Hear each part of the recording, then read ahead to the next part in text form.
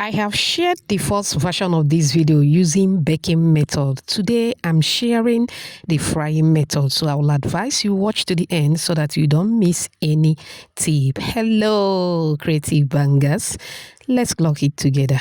All right, in a bowl I'm going to add 1 egg. To that I'm going to move in with 1 cup of water. Go ahead, take your time and mix till it is well combined. Go ahead and set it aside. In another bowl, move in with your flour. Always sift your flour before making use of it. All right. To the flour, I am going to move in with the dry ingredients. I started with sugar, milk powder, salt to taste, baking powder, and curry masala. You know, curry masala is packed with a lot of herbs, a lot of natural herbs. That's why I'm using it. But you can use nutmeg, cinnamon, vanilla, or any flavor of your choice. Mix to combine very well. Now moving with either butter or margarine. Take your time and mix till everything is well combined. Thank you so much for watching today's video. To my returning subscribers, I appreciate you all.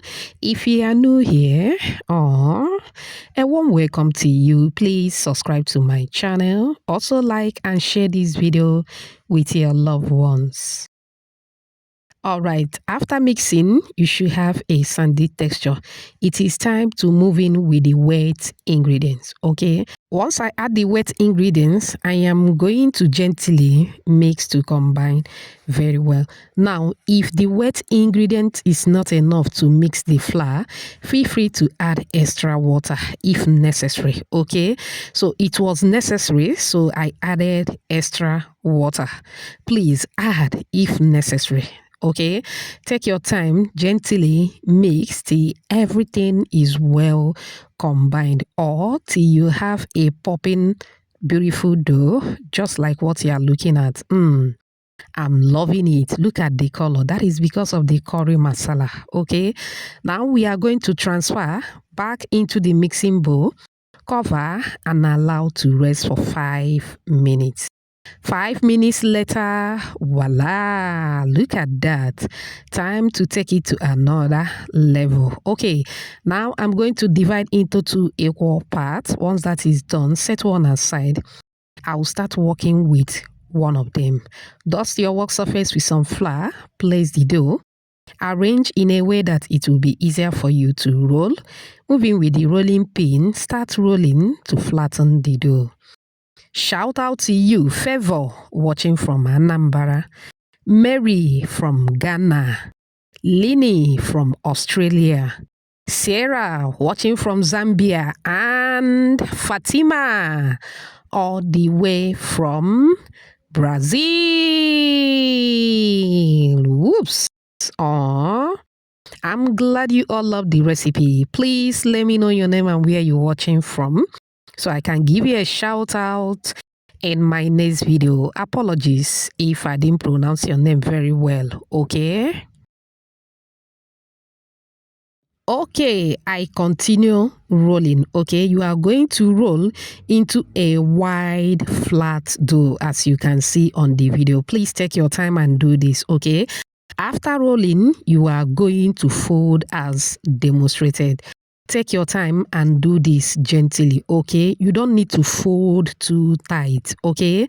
Now you fold to the end. You are also going to seal the end as demonstrated.